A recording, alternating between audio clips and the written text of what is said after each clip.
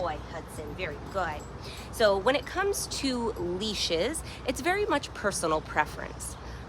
And it's about what serves you, the human handler, but also what serves your dog. That said, we all have favorites, and the Kurgo 6-in-1 is my favorite. The thing that I like about the Kurgo 6-in-1, or what they call the Quantum Leash, is it is exactly that. It's a 6-in-1 leash that allows you opportunities, good boy, to utilize it in a variety of ways. And the thing I like about the flexibility is you can use it as I am right now. He's on one waist leash and he's clipped to an umbrella stand over there so that while we practice the place cue, he can't get very far, right? It's very important when we're training that we set our dogs up for success. We don't want to put them in situations where they fail continually because one, that doesn't feel good, and two, it's a waste of your time and their energy. So, setting him up for success, we clip him to that spot. He can't go too far if he does move it up. Good boy, and it gives him an opportunity to make really good choices. Now, another way that you can use that 6-in-1 leash is place. Good boy. Is my favorite way, a waist leash. So on one side of the 6-in-1, there's a carabiner there. That's what's clipped to that umbrella stand.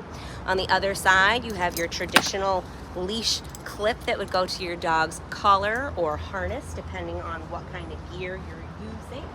Good boy. And so if you're using it as a waist leash, you grab that carabiner side. Hudson, place.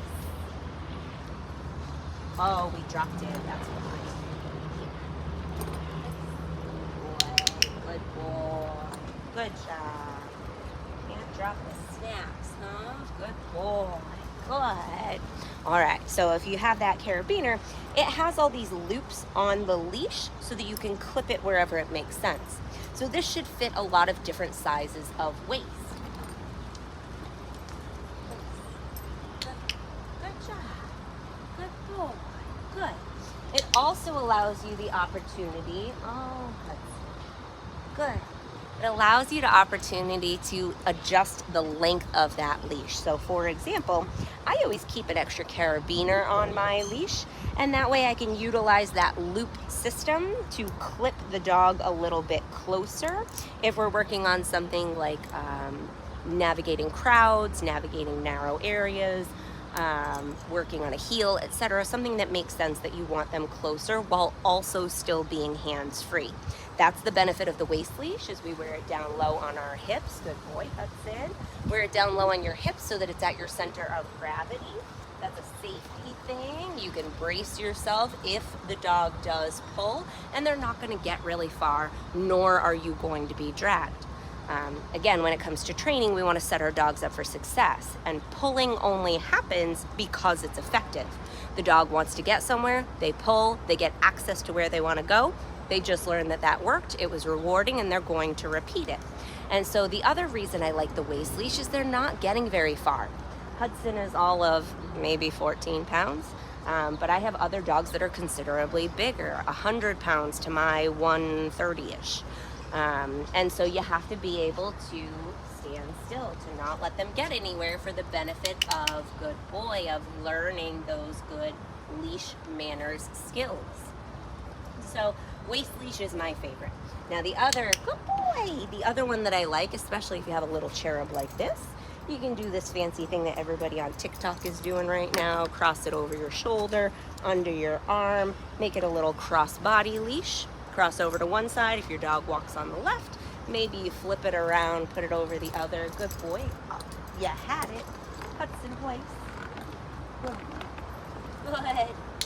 Good job. Good job. Maybe you flip it around, take it over to the other side. Now additionally, good boy, you can use it as an anchor system, as I said before.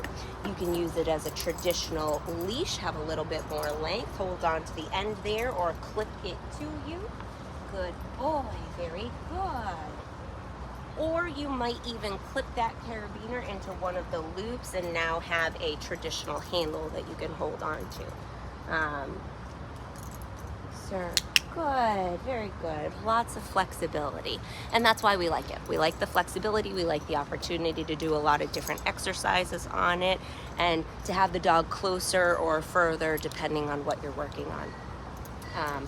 Last thing to consider when you're choosing a leash that works for you and the dog in front of you, because that's who we want to consider, not what's worked well in the past or what works well for your neighbor, what works well for you and the dog in front of you.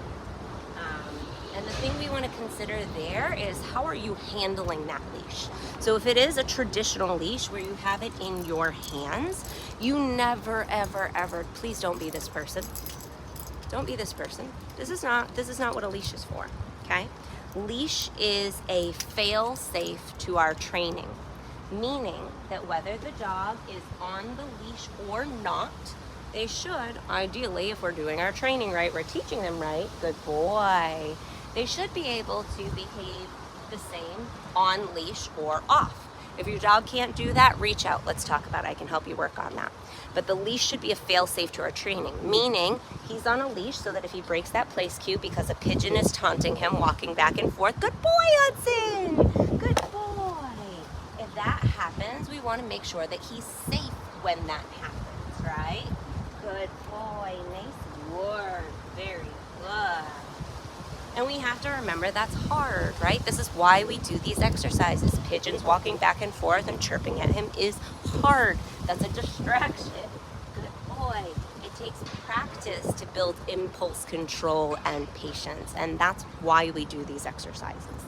And so the last bit about that leash, please don't wrap it around your hand. Please do not yank it, pop it, pull it, etc. Again, it's not a means of communication. It should be loose leash between you and your dog at all times.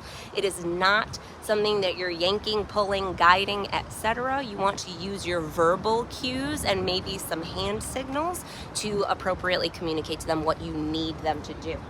A dog doing something of their own free will is a very different emotional state than a dog who is being forced or manipulated to complete something.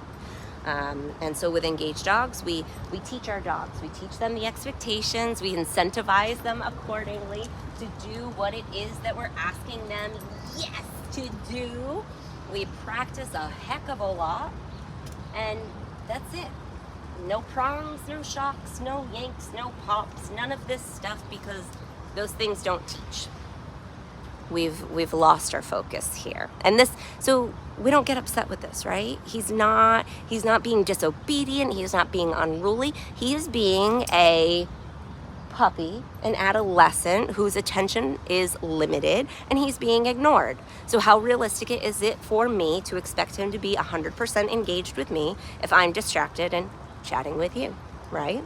And so keep in mind, stay focused with your dog, stay engaged with them. You're right, it's his time. We're going back to it. Go pay attention to your dog.